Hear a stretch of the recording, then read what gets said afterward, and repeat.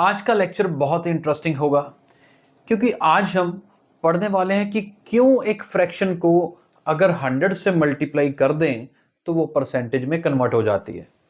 Right, जैसे कि मैं एक बार पहले बता देता हूं कि क्वेश्चन क्या है। जैसे मान लीजिए 2/5 मेरे पास एक फ्रैक्शन है।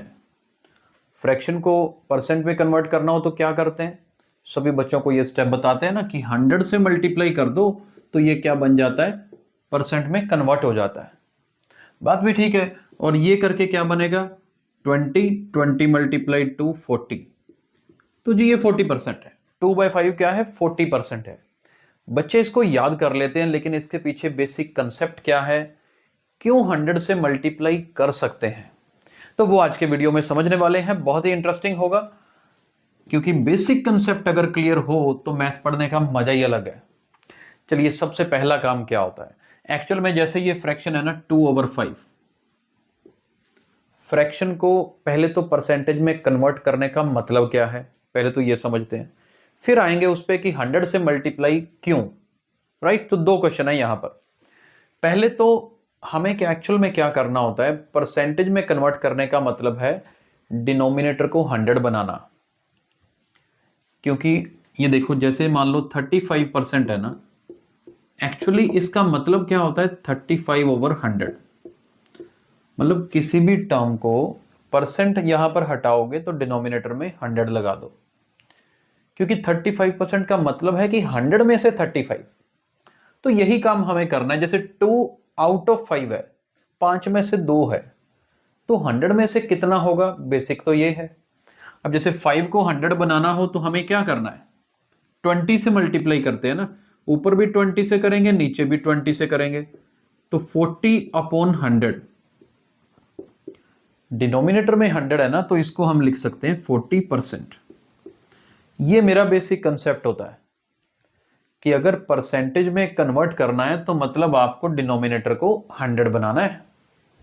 हमने 5 था, 20 से ऊपर नीचे दोनों को मल्टीप्लाई कर दिया, लेकिन प्रॉब्लम क्या आती है कई बार। अब जैसे 5 को तो चलो 20 से कर दिया, 7 होता तो समझ ही ना आता कि किससे मल्टीप्लाई करें, क्योंकि 100 आता नहीं ना 7 के टेबल में। तो फिर उस केस में हम बोलते हैं जी इतना कुछ करने की जरूरत ही नहीं है, आप सीधा क्या करो, 100 से मल्टीप्लाई कर दो।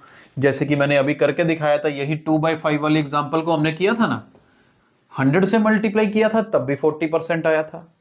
जैसे कि ये दोबारा एक बार देख लीजिए, 100 से करते हैं तो 40% ही आता है। लेकिन हम सीखेंगे क्या कि भैया 100 से क्यों, 100 से क्यों। तो 100 से क्यों का जवाब आपको बिल्कुल अभी मिलेगा। आप अगर गौर से देखोगे तो मैंने इस क्वेश्चन में सिर्फ 100 थोड़ा लिखा है। आप ये देखो, मैंने एक्चुअल में क्या लिखा है, मैंने 100 के साथ परसेंट डाला था। परसेंट को इग्नोर कर गए ना, वो परसेंट का साइन यहां लगाना जरूरी है। मैंने सिर्फ 100 से मल्टीप्लाई नहीं किया, 100% से किया है। 100% का मतलब क्या होता है, ये देखो, एक्चुअल में 100% को आप क्या लिख सकते हो, 100/100। 100% को 100/100 लिख दिया।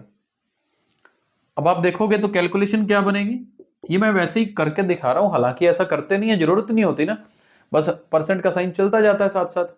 मान लो परसेंट का साइन आपने नहीं लगाया, आपने तो स्टार्ट ही यहीं से कर दिया कि मैंने 100/100 से मल्टीप्लाई कर दिया, क्योंकि उसमें तो सोचना पड़ता था ना, डिनोमिनेटर 5 था तो 20/20 से करो, अगर डिनोमिनेटर 10 है तो 10/10 से करो ताकि डिनोमिनेटर 100 बन जाए।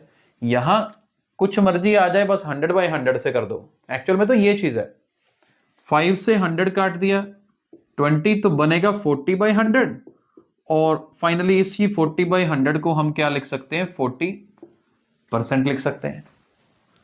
तो लेकिन ये भी कहाँ का सिस्टम, हम बार बार 100/100 बच्चों को करवाएं, तो फिर वो डायरेक्ट मेथड बन गया कि 2/5 को मल्टीप्लाई कर दो 100 से। बोलते यही है 100 से कर दो परसेंट में हो जाएगा, लेकिन लिखते तो 100% पूरा है। 100% लिखने का मतलब ये होता है कि 100/100, लेकिन करते क्या है, डिनोमिनेटर वाले 100 को हम फिर हाथ नहीं लगाते। उसका मतलब ये होता है कि नीचे वाला 100 एज इट इज हमेशा ही चलेगा डिनोमिनेटर में, लास्ट में परसेंट का साइन लग जाता है। तो फिर जब 100 को डिनोमिनेटर वाले को हमने छेड़ना ही नहीं, तो फिर हम लिखते ही नहीं, सीधा मल्टीप्लाई कर देते हैं। अब देखो इसमें एक क्वेश्चन और साथ में ऐड कर देता हूं, जैसे ये तो चलो 2/5 था, मान लीजिए 1/3 होता। मैं 1/3 क्यों ले रहा हूं? क्योंकि अब मुझे नहीं पता ना 3 को किसके साथ मल्टीप्लाई करूं कि 100 बने। अब वैसा तो 3 के टेबल में आता नहीं 100, तो मैं क्या करूंगा अब, या तो आप बेसिक क्या है कि बस सीधा 100 से मल्टीप्लाई कर दो जी, हो गया। कितना आएगा काट के?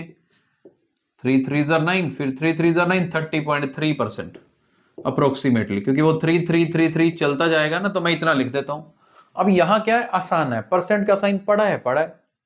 लेकिन इसी चीज को अगर बेसिक के साथ चलाना हो तो देखो 1/3 मल्टीप्लाई, एक्चुअल में तो ये 100/100 है, परसेंट का साइन तो इसकी डिनोमिनेटर की वजह से लगा ना।